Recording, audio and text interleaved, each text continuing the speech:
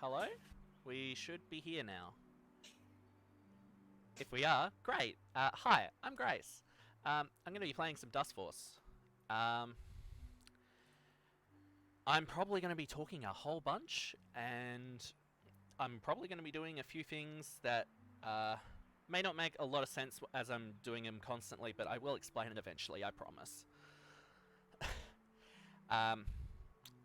I also have Dams here on hosting. How you doing? I'm good. How are you? Yeah, good. It always seems that I end up hosting your run, so good luck. And Thanks. just before we go, obviously, I will read the donation that came in that apparently Stream didn't hear. So from our very own Alacat, $11.17, just saying good luck, Grace. So best of luck, Grace. Hope you smash it. Thanks, Sally. Alright. I'll get started in 3, 2, 1. Let's dust. Okay, so here we go. Dustforce. Dustforce is a momentum-based platformer where the idea is to go fast. Not like that, but you know. So basic things about Dustforce is you've got 4 directions to go. You've got 2 types of attacks. You have a jump, you have a double jump, and you have a dash. So first thing I'll go over is something we call dash rhythm. So it's probably the most important part of actually going fast in Dustforce. You press the dash button about every 12 to 13 frames. It's like 12.6, but we'll not split hairs here. So when you do that, you preserve all your current speed. So you'll see me do it everywhere, and particularly when I'm trying to preserve large amounts of speed that I would otherwise lose to friction. Next up, I'll talk about attacks. I've got a light attack, which I'm using right now to hit these prisms. I didn't hit the second one. Oh, that's fine. You've got a heavy attack as well. Light attacks do 1 damage, heavy attacks do 3. Heavy attacks are usually slower. That's why they're called heavy attacks. So, but there's a few things we can do with those, and I'll get to that a bit later. At the end of that last level combat tutorial, we use a super attack to clear the prisms through the wall. That's because that's what super attacks do. They clear all enemies in some number of square radius around you, as well as all the dust.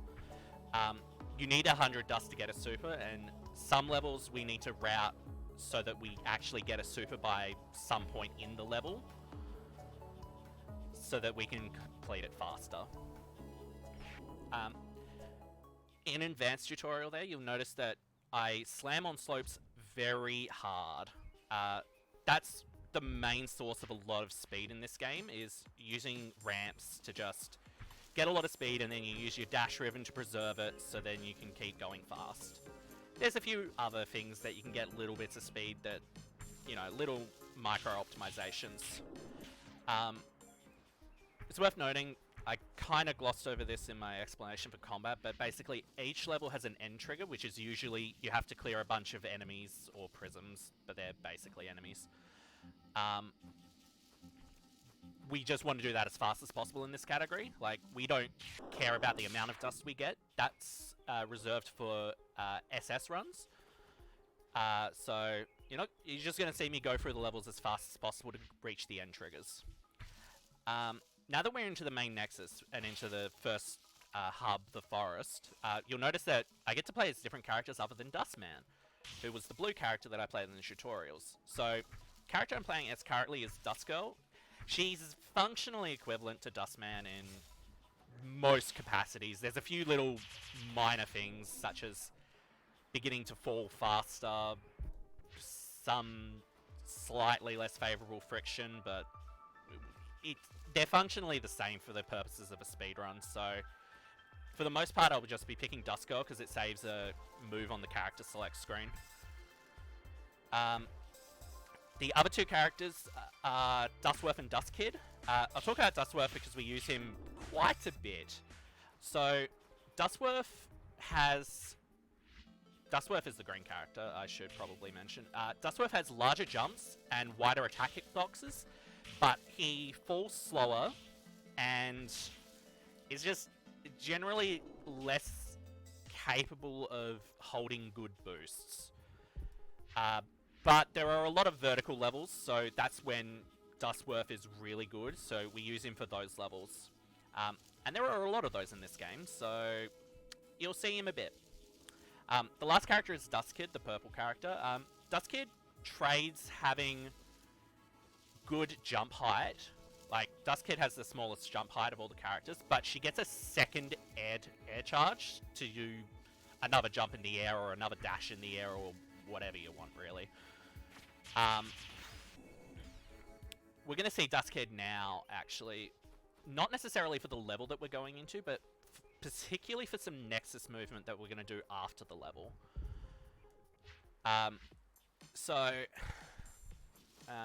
Yeah, so I've covered characters. As you can see, Dustkid with 2 air charges can actually go under this level, so it's a small benefit, but Dustkid also has the same problems as Dustworth, as she falls slower and has less ability to have good boosts. So I probably should talk about ground boosting now. So to get into Night Temp, you're meant to go around the bottom of that entire structure, but we use something called a ground boost to kind of use Dustkid's 2 air charges to go around a different way. So ground boosting, you'll see me do it all over the place, but usually you set it up by... Because how momentum works in this game is basically, if you're at a particular angle when you're landing on the ground, you'll get different amounts of speed. We use that fact to set up very particular ways of jumping and then down dashing into the ground just to get a very small boost. So it's that sort of micro optimization that you just get to do around the place to just pick up a few seconds here and there.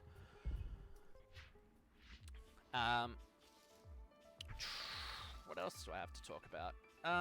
We can talk about mantles, I suppose. So, well, mantles and ledge cancels. So, when you're going over the edge of any flat ledge, I guess that's the best way to put it. If you have an air charge, you can use your air charge to immediately dash, and it will immediately put you onto the ground, meaning you can act sooner. It also means you don't have to worry about being in the air while you go over a lip or anything. In the cases that we don't have an air dash to use as we go over one of those, we do something called a ledge cancel. You see me do a bunch of them here, where we just down dash as we come off of a ledge to get... Again, it's just to make sure that we can act sooner. So, there's that. This is a nice vertical level, and it shows why Dustworth is used for these vertical levels, because he just goes up very quickly. I suppose I've been doing this, and I haven't really been talking about it. So you can do something called a wall run by just existing at a wall, basically. It's the best way I can put it. You can climb up walls, you can go across ceilings, and don't worry about what I'm doing, it's fine. So that's another part of the basic mechanics that you learn. I'm gonna have to talk about invalid tiles because that's what we just see here. So invalid tiles are weird phenomena where you can do things that don't feel like they should be able to happen. Like you can clip through geometry and stuff. So we're gonna use another one here because that little ledge there doesn't really exist. Like you shouldn't be able to jump off of it. So, but hey, here we are. Yeah, aside from that, I don't think there's a lot to talk about right now. We might have a donation, I've heard. We do indeed. Sick. From, I think you know this person, Percy. Yeah. $2.46 saying, I love my girlfriend Grace. She plays the Dustforces and go fast, and I go less than 3, less than 3, less than 3, and so on. And then many XOs, I love Grace. Thanks, Percy. Okay. One other thing that I haven't talked about yet. So when you're in the air, you have an air charge. So you can either use a dash or a jump with that air charge. If you press them both on the same frame, I'm pretty sure it's the same frame. It may as well be. You can do something called an aerial dash jump, and we need to use those in particular spots to just use the qualities of both the jump and the dash to go places, I suppose. I've been missing a few of the end supers to, particularly in that level Overgrown Temple. Turns out, so when you get hit by an enemy, you functionally gain 5 dust to your special meter. In that level, we're meant to let the totems hit us a bunch of times and get our super that way. As it turns out, that's the quickest way to do that, because totems have 12 health, and they are really slow to clean otherwise.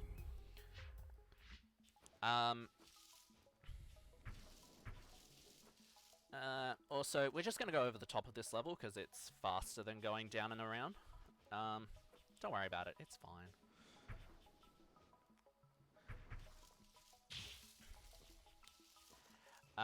Now would be a good time to talk about the small things that we can do with attacks. So, first off, you can...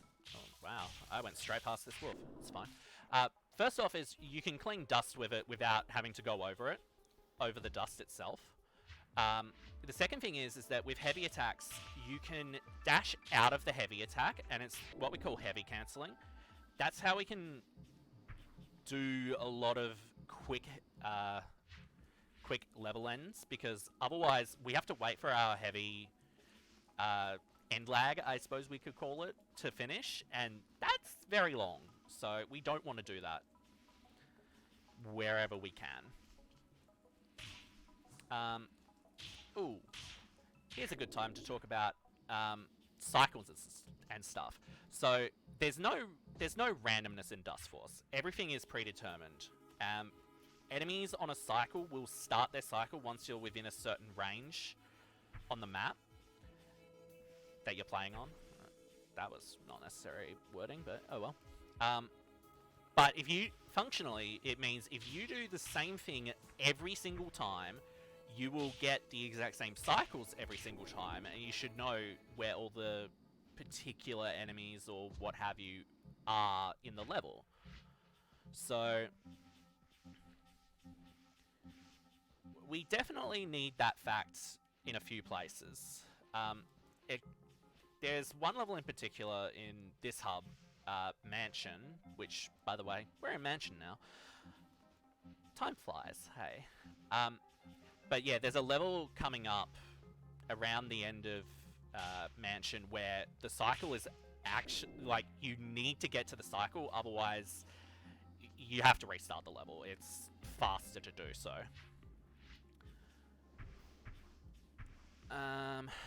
Okay, what else? I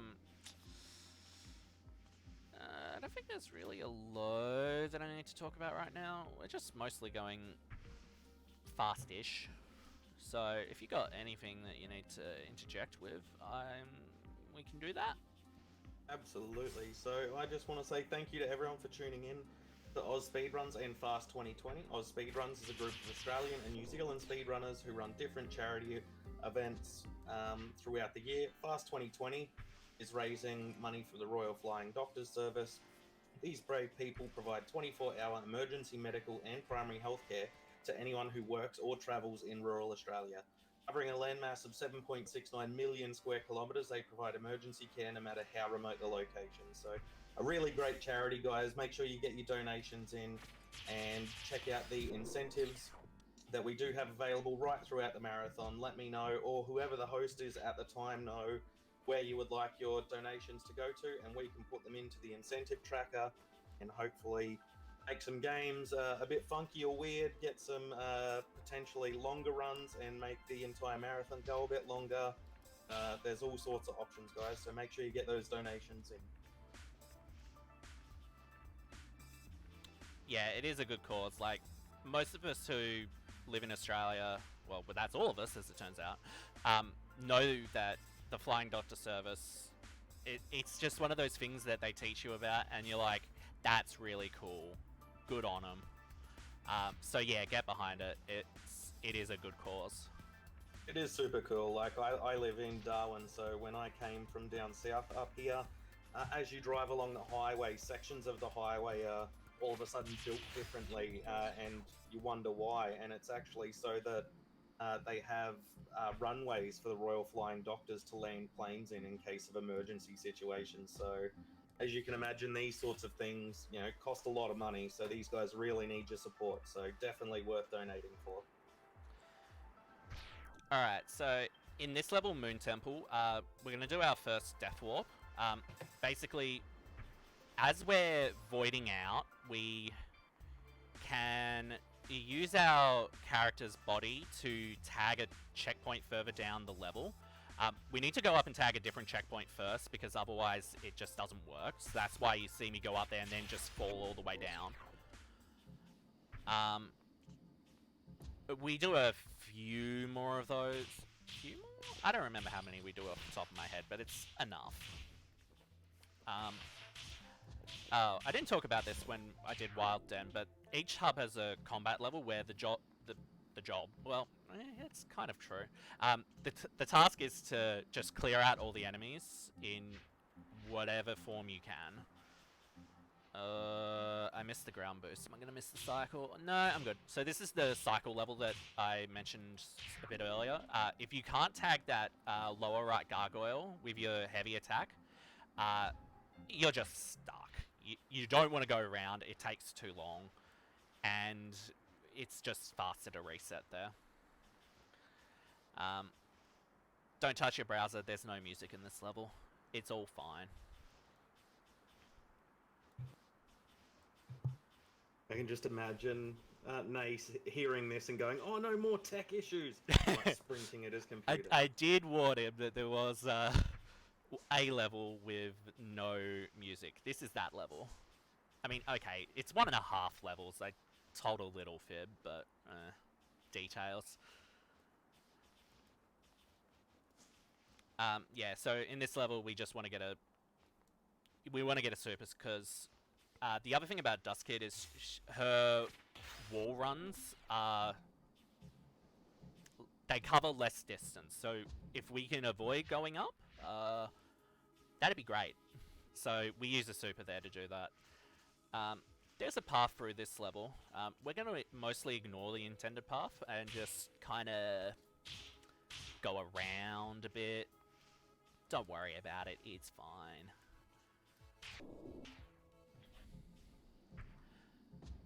Cliffside Girl, here we go. Alright, this level of Cliffside Caves is probably the longest level, if done optimally, in the entire game, and that includes the final level, which is an absolute nightmare, but you're going to take longer on the final level because it's the hardest one. It's an experience. And even then, like, I'm still pretty sure this level can be done in under a minute if done optimally, so... small thing I'm going to do here is... the other thing about using a super attack is you get your air charge back if you had already used it. So we're going to do something called an empty super there, just so that we get our air charge back, so we don't have to deal with some level geometry.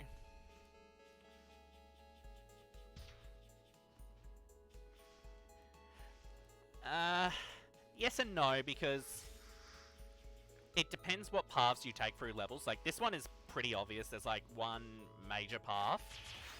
In a level like Yotta, there's enough ways to go around things that it gets a bit weird.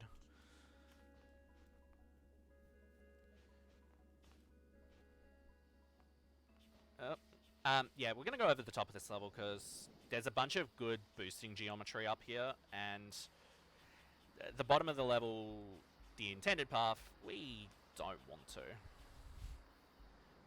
We just don't. Trust me, you don't.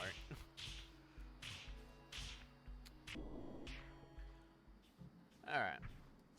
One thing you may have noticed me doing in the Nexus movement is... I picked the wrong character. Oh well, I'll just play it. It's fine. is that you'll notice that I use a light attack to cancel my momentum as I'm going into levels. It's just so that you can end up getting to a stop as soon as possible.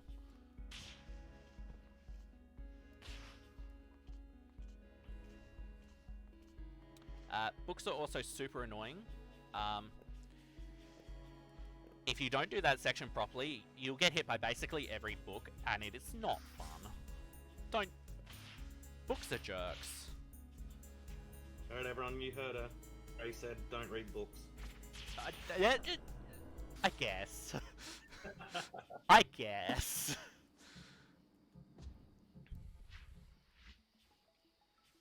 Alright, just while we do have a little second. Yeah. We have $22.07 from Isner saying, or just putting the incentive towards Blink's 2 incentive TomTom name as hashtag free Mick. So thank you very much for your generosity. Oh, alright. That's some weird magnetism stuff going on there. Sometimes there's a bit of magnetism, so it's a little bit easier to stick on walls and stuff. Sometimes you do some interesting things with it. I guess I'll do random fun facts about Dustforce. Let's talk about air friction first. When you're in the air, you lose a lot of speed, and you'll reduce down to normal dash speed, is what it usually gets capped at. It's the same for the ground, but we have dash rhythm to usually preserve that momentum. For a reason, in the air, left air friction is a lot stronger than right air friction. Yeah, it's to do with the fact that the game uses negative values for left direction, so it's trying to get closer to there's a big technical explanation, but it's basically one sign is inverted, and yeah. Oh wow, I made it. Yeah. So what I did there is it's another clip using an invalid tile. We need to use Dust Kid there because otherwise we're not going to have enough distance to actually make it to the end of the level. Once you're out of bounds, collision doesn't really happen. So you can just clip back in near the end of the level. Oh wow, I missed that. That level was the shortest level in the game. Everyone and their dog has the frame tie for any percent, which is 59 frames. Game runs at 60 frames per second. I'm sure that's relevant somewhere. Car park. Aside from that, yeah, there's not a load to talk about here. It's just a bunch of clearing some levels. So, what have I not? I feel like I've missed something important. It's probably fine. I suppose it's worth noting that Dustworth has a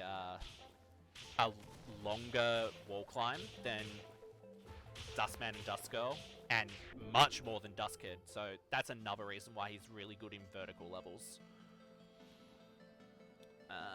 Camera, please. The camera can be a little bit fiddly sometimes. It's fine. We deal with it. Oh, that's what I haven't talked about, and I've done a bunch of them. So, in this game, you can, on 45 degree slopes, you can hold down in your jump button to immediately buffer a jump off of it.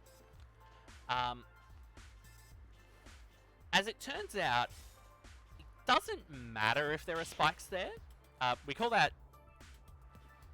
spike jumping, obviously. We use it a bunch just to make levels a little bit easier to traverse, but sometimes we do actually, since it counts as jumping off of ground, we still actually get an air charge from it, so we can use that to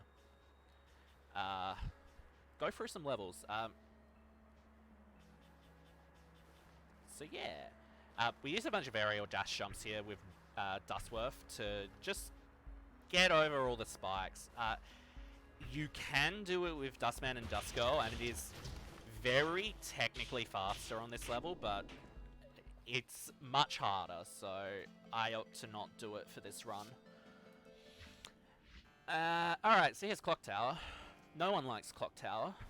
There's no checkpoints, and once you reach this point in the level, there's no ground. So, have fun. It's like your first big introduction to air control. Air control is not super relevant in this run, because we don't have to traverse a lot of the levels that require the air control.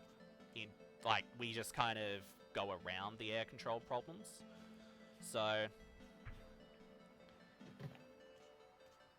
which is a blessing, because air control is somewhat of a nightmare if you're not used to it.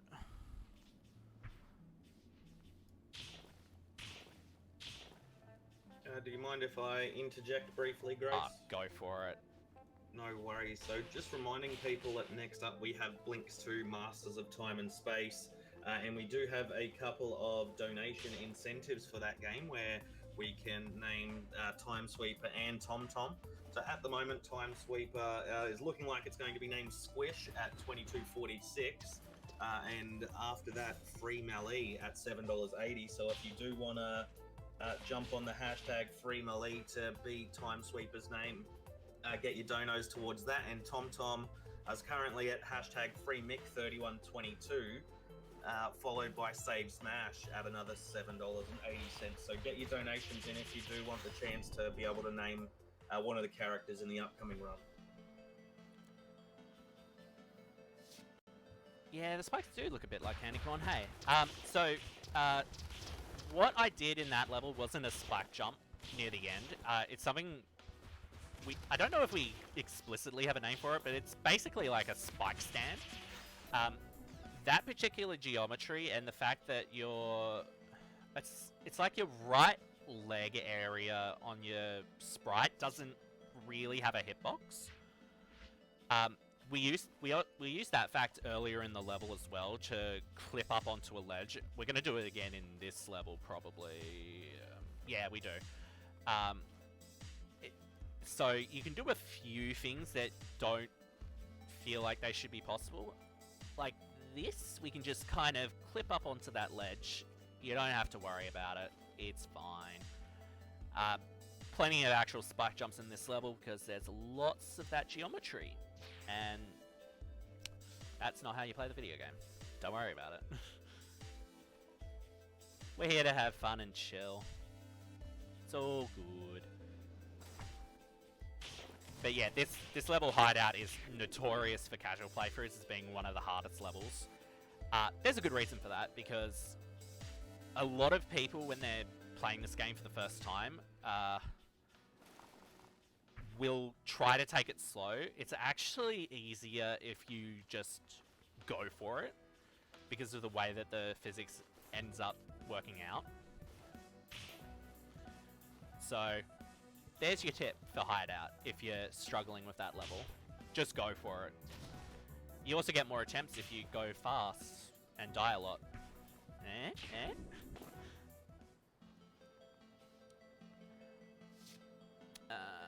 That's also Dustworth. Here we go. Mojo's here. Mojo is one of our resident tool-assisted runners of the game. The tool-assisted runs for this game are certifiably absurd. They really use all the little tricks in this game to just blow through it. Like, it's a treat. It's a treat. I have never fallen down there. Good thing I know how to deal with geometry. It's fine. Everything is fine.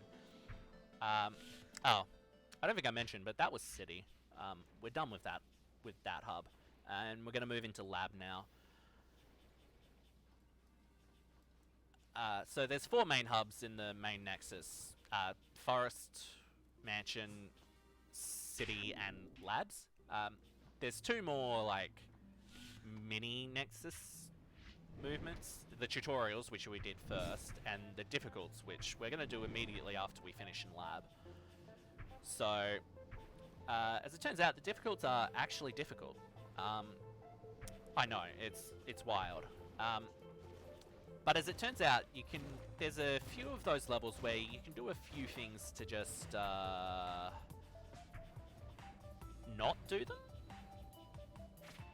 Now, if you want to clear all the dust, now that's another story. But we don't have to worry about that.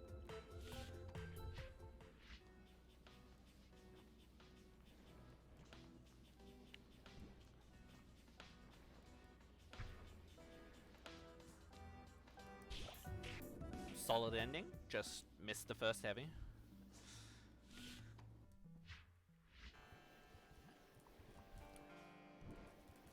We end up picking Dust Girl for these few levels just because of her very marginally sooner fall speed, but particularly when levels start. When you down dash in the air, you actually immediately get set to terminal velocity, no matter what character you are. That terminal velocity, I believe, is lower for Dustworth and Dustkid, but it doesn't, like, that extra, like, frame that Dustgirl starts falling sooner.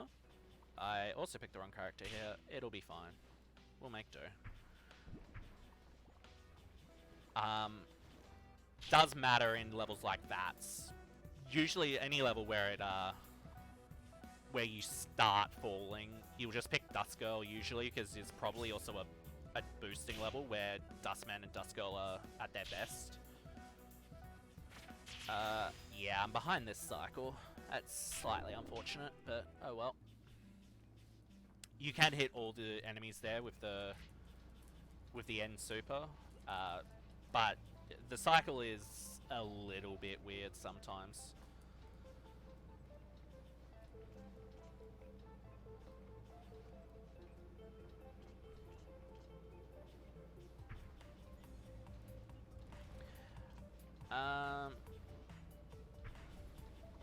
Something that hasn't come up yet somehow is it's to do with like the weird hitboxes of your sprite. It's something that we call a Jorf. You can stand on some things where there are spikes, and you really should be dead. But there's like there's some amount of distance. I think it's only 1 unit. I'm sure someone more well versed in the chat will definitely correct me on this. But yeah, you can just kind of stand on the very edge of spikes and you can do things. Oh, good super. Here we go, info about down dashes.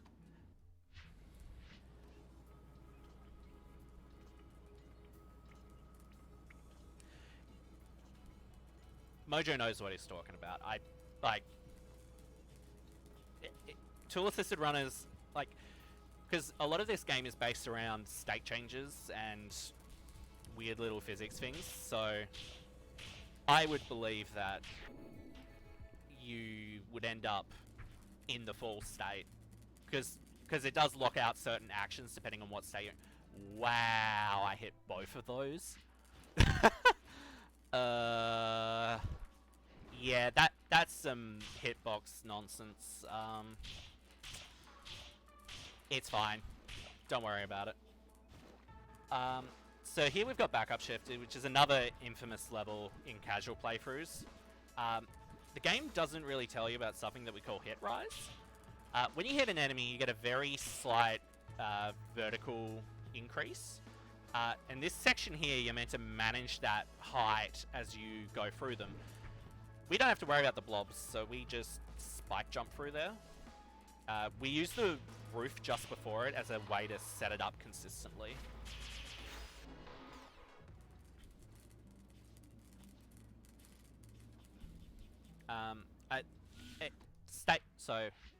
State things difference in character states is also why sometimes aerial dash jumps just don't seem to work sometimes. You need to be in a particular state. I think it's either hover or fall. I'm not sure.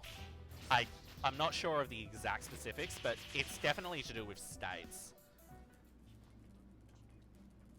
Yeah, spikes legitimately do actually kill you. It's just we don't want to. So sometimes game mechanics work in our favor. Like, it's worth noting that, like, when they... So, as far as I know, in the original iteration of the game before the DX update, they hadn't really intended on spike jumps being a thing. But when they learned of it, they're like, yeah, this is cool. We'll just keep it in the game. We don't... It's not going to hurt us to keep us in the game. It makes the movement a bit better, and it doesn't really detract from a casual experience if they don't know what's going on with it. So it's basically a win-win. Like, that's not how you do the ending to this, but blah, blah, blah. Look, playing this game while talking is not easy, let me tell you.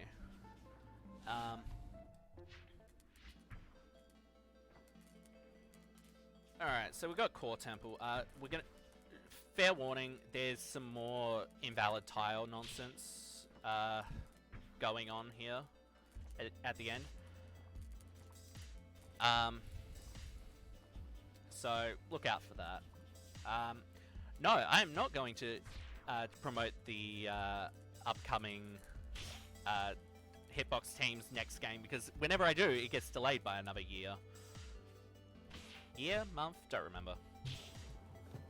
Is it Super Meat Boy Forever by any chance? Because I have that feeling with that game as well. No, it's not actually. It's a game called Spire. But yeah, it's just sitting there. I'm not promoting it.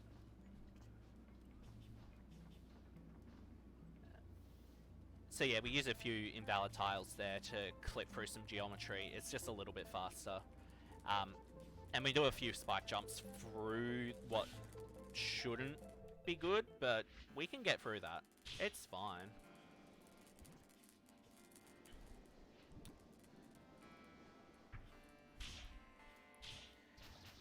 Abyss is a big falling level. We get to do a bunch of heavy cancels at the end. And if you're better at the game than I am, it doesn't look like that. Alright, so we're coming up to the last level of labs. We do dome particularly last because, well, in this route that I'm doing, we do it last because it's hard to get out of and it's just really inconvenient. So we do it last. I think there's an any % route where you do Core Temple last and you actually come out of dome. But I'm not certain on the details off the top of my head. So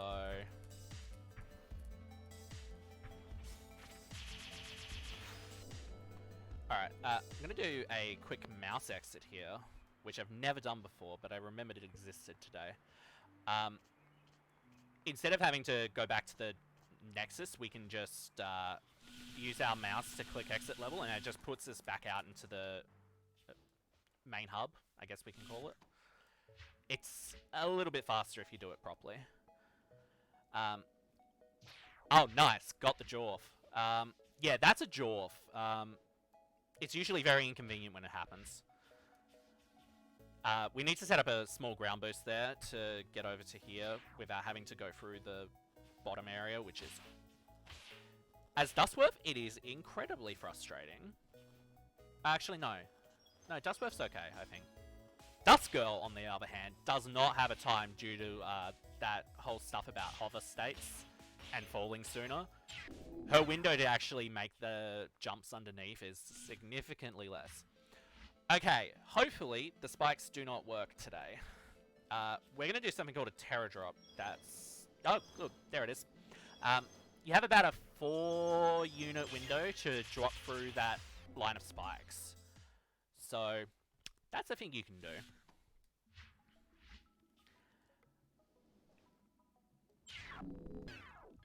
Yeah, so the Terra Spikes didn't exist today. I needed to reset it up, but it's fine. Yeah, as Mojo said, dwarfs are just like those little things where you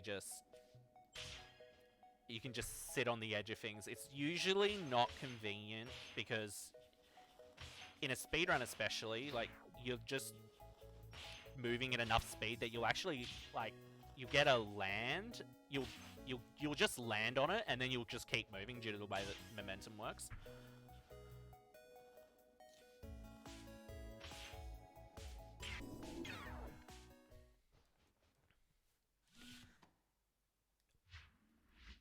Yeah, dwarfs are a weird science about geometry. Mojo knows a lot because the tool assisted speedruns use it a lot. We do a bunch of spike jumps here. The ultimate route is on that level is to use Dustforce and actually go and use a Death Warp in the middle. I don't do it for safety because I cannot get it consistent for the life of me sometimes. So I just opt to not do it.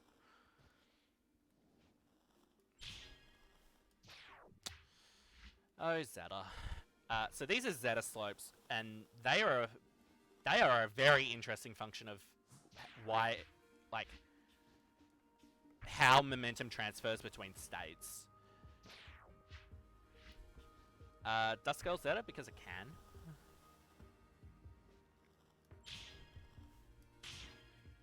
There we go. That's like the worst of it. I'm gonna bail. As it turns out, there's one tile of 45-degree spikes there, so I'll just use that to save myself from that not very good boost. There's a checkpoint there, that's why I landed. Because safety.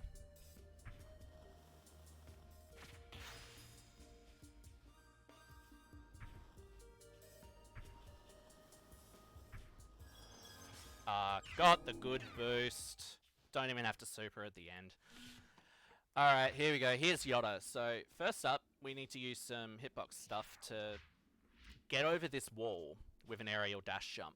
We're trying to hit a checkpoint so that we don't have to go down and around. I'm going to build a super just for safety, but you can do this level without one. But it's a marathon, and I don't trust myself to hit the jump coming up consistently. So we'll try it like once, and then we'll move on. That's not how you do that. Hitting the underside of that platform triggers the checkpoint above it. We're going to do another Terror drop, because that's... If someone has a consistent setup for this, please let me know. Like, I would love to not have to worry about this one.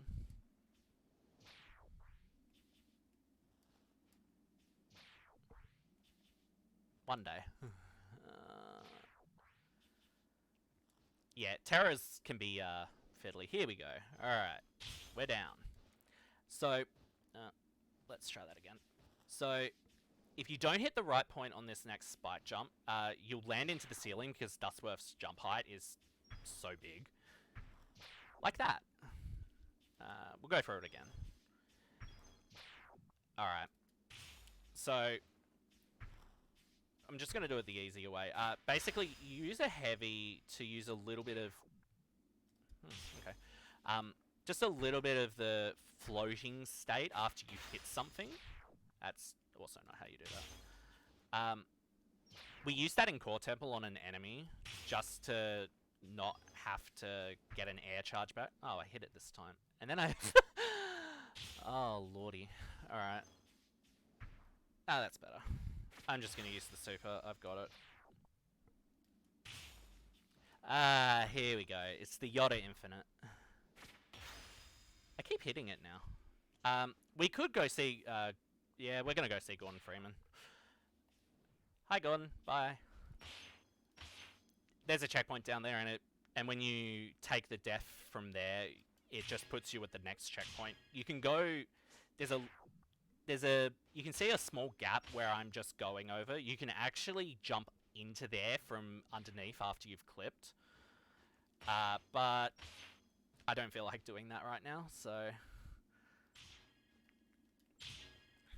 Alright. We're going to go over the level because it is, again, faster. We're going to just buffer a spike jump. We can hold for a spike jump as long as we need to. We should always land on that platform with the right setup. It saves having to do the weird blind setup that we used to have to do, where we just kind of mash left and right and hope we land.